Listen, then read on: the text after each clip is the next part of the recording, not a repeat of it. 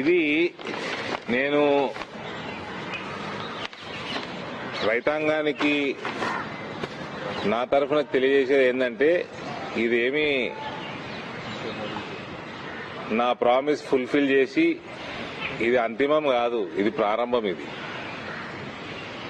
పసుపు బోర్డు వచ్చినందుకు ఇవాళ 37 సంవత్సరాల తర్వాత ఈ దేశంలో ఒక బోర్డు స్థాపన జరిగింది. ఎంత నమ్మకం పెట్టుకొని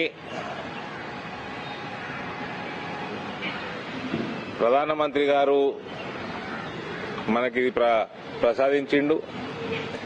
మనము ఇవాళ ఈ పసుపు బోర్డు ప్రారంభమైనాక నాకు ఇంకింత బాధ్యత పెరిగిందన్న ఫీలింగ్ ఉంది, అట్లా అనిపిస్తా ఉంది.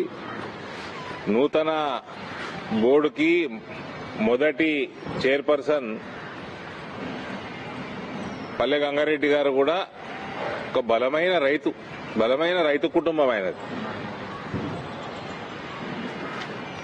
ఒక సంవత్సరం క్రితం వాళ్ళ ఫాదర్ చనిపోయిండు. ఆయన కూడా బ్రహ్మాండమైన పసుపు రైతు. పల్లె గంగారెడ్డి కూడా మంచి పసుపు రైతు.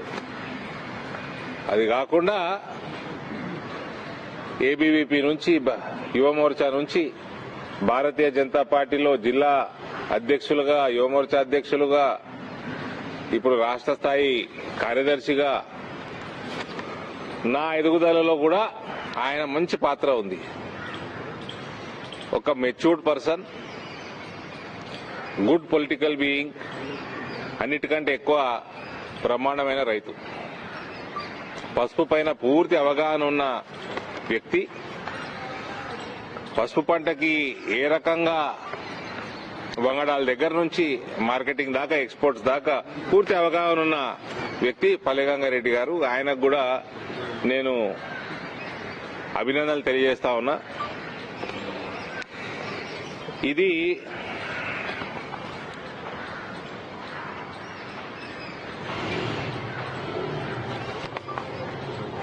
పసుపు బోర్డు వల్ల కేవలం పసుపు రైతులకే బెనిఫిట్ అవుతుంది అనుకోవడం తప్పండి.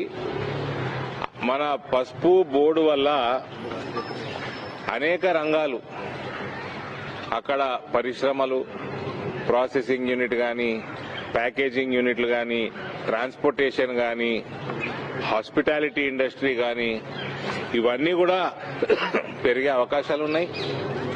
ఇవన్నీ పెరగాలి అంటే ప్రమాణమైన బేసిక్ ఇండస్ట్రియల్ ఇన్ఫ్రాస్ట్రక్చర్ కూడా మనం అక్కడ చేసుకోవాలా.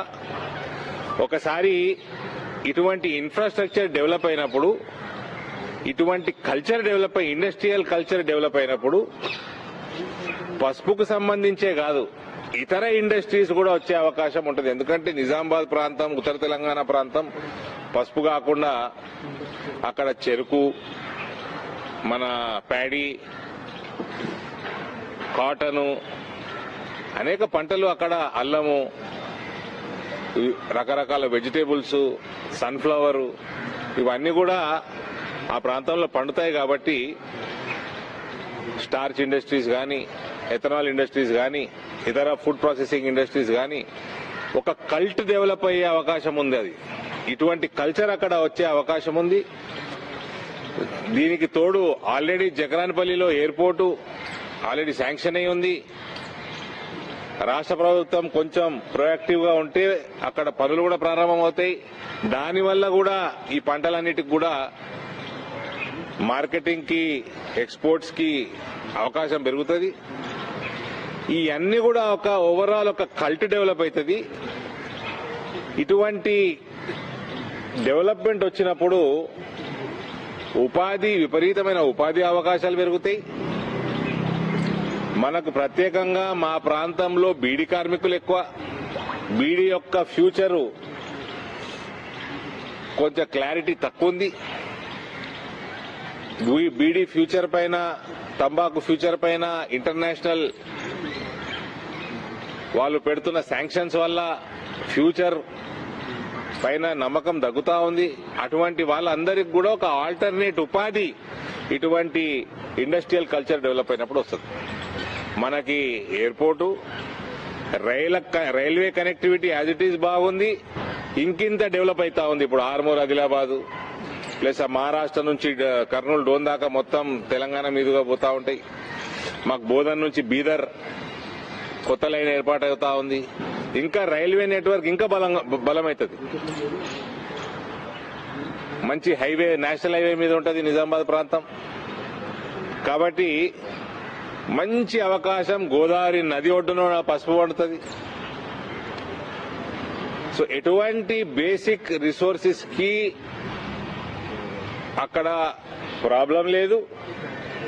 మంచిగా పనిచేసుకుంటే ఈ బోర్డు ద్వారా కూడా అందులో ఈ ప్రాంతం నుంచి పల్లె గంగారెడ్డి గారు కావటం చైర్మన్ గా ఇది నిజంగా కూడా మంచి పరిణామం. ఆయన కష్టజీవి కాబట్టి ఆయనకు కూడా నేను ఆల్ ది బెస్ట్ చెప్తూ, దయచేసి ఇక్కడి నుంచి మనం పసుపు వెనుకకి చూసే ప్రసక్తే ఉండకూడదు. పసుపు రైతుల యొక్క ఆదాయం రాను రాను పెరుక్కుంటూ రెట్టింపు కావాల అన్న ఒక ఆకాంక్ష నాలో ఉంది. ఇదివరకు కూడా గత 4-5 సంవత్సరాల్లో కోవిడ్ 2 సంవత్సరాలు మనకి ఇబ్బందికరంగా ఉన్నా కూడా మనం చేసుకున్న లాజిస్టికల్ సపోర్ట్ స్పైస్ బోర్డు ద్వారా గానీ, కేంద్ర ప్రభుత్వం ద్వారా గానీ, లాస్ట్ ఇయర్ మనం ఆల్ టైమ్ రికార్డ్ ప్రైజెస్ చూసినాం. పసుపు 18,000 రూపాయలు నిజామాబాద్ ప్రాంత రైతులకు కూడా రావడం జరిగింది. కాబట్టి ఇవన్నీ కూడా it is just the beginning. KCR Telangana రేంగనే తెలంగాణ ఏదో సాధించేసినా అని పోయి ఫామ్ హౌస్ లో పండుకున్నాడు. మనందరం తెలిసిన విషయమే. ఎవరిని పట్టించుకోలేదు. అది ఫ్రీ ఇస్తా, ఇది ఫ్రీ ఇస్తా, ఇది 4 రూపాయలు ఇస్తా అనగానే డెవలప్మెంట్ కాదండి. మీరు ఇన్కమ్ జనరేషన్ లేదు, ఒక ఇండస్ట్రీ లేదు, ఒక పవర్ సెక్టర్ లో ఒక యూనిట్ పెంచింది లేదు జనరేషన్. టోటల్ గా భ్రష్టు పట్టించి 6-7 లక్షల కోట్ల అప్పుల పాలు చేసి టోటల్ ఏదో తెలంగాణ నా సొత్తు అన్నట్టు వ్యవహారం చేసి, ఇది కాంగ్రెస్ వాళ్ళకు కూడా వర్తిస్తుంది. ఓ కాంగ్రెస్ పార్టీ ప్రీ ఇండిపెండెన్స్ అదొక ఉద్యమ పార్టీ. ఇండిపెండెన్స్ వచ్చినాక ఇప్పుడు ఉన్న కాంగ్రెస్ నాయకులంతా జాతీయ నాయకులు ఏదో మేమే తెచ్చేసినాము, ఇది మా ప్రాపర్టీ అన్నట్టు వ్యవహారం చేసి ప్రజలు 10 సంవత్సరాలు, 20 సంవత్సరాలు, 30 సంవత్సరాలు అవకాశం ఇచ్చారు. దాని తర్వాత తగ్గించుకుంటూ పోయినరు. ఇలా కాంగ్రెస్ 90% దేశంలో వాళ్ళకు ప్రభుత్వాలు లేవు, సరైన సీట్లు లేవు. ఏదో 1-2 రాష్ట్రాలు తప్ప, అది కూడా బై ఫ్లూక్ తెలంగాణ గెలిచిరు వాళ్ళు. కాబట్టి పసుపు బోర్డు వచ్చింది. ఇక్కడి నుంచి మన బాధ్యత పెరుగుతుంది. దాని మీద పసుపు పంట మీద ఇంకింత పని చేయాల్సిన అవసరం ఉంది. ఇది పసుపు రైతులకే కాదు, బీడీ కార్మికులకి, ప్రత్యేకంగా గల్ఫ్ సోదరులకి మంచి అవకాశం. ఉపాధి పెరుగుతూ ఉంటది. ఇక్కడ రైతాంగం కూడా బాగుపడతా ఉంటది. వాళ్ళు వ్యవసాయం కూడా చేసుకోవచ్చు వాపస్ వచ్చి. ఇవన్నీ కూడా నాకు నియర్ ఫ్యూచర్ లో కనబడతా ఉన్నాయి. సో మరొకసారి ఇవాళ సంక్రాంతి రోజు ఇంత మంచి డెవలప్మెంట్ అయినందుకు ప్రధాని నరేంద్ర మోదీ గారికి, ఈ మొత్తం ప్రయాణంలో అమిత్ షా గారి పాత్ర పసుపు బోర్డే కాదు, పసుపు యొక్క దిగుమతులు తగ్గించడంలో, పసుపు యొక్క ఎగుమతులు పెంచడంలో, పసుపు యొక్క central office, head office Nizamabad లో రావడంలో అమిత్ షా గారి పాత్ర కూడా పెద్ద ఎత్తున ఉంది.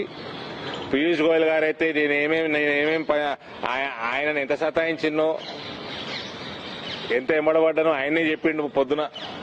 సో పీయూష్ గోయల్ గారికి నేను మనస్ఫూర్తిగా ధన్యవాదాలు తెలియజేస్తా ఉన్నా. This is not the end, this is just the beginning.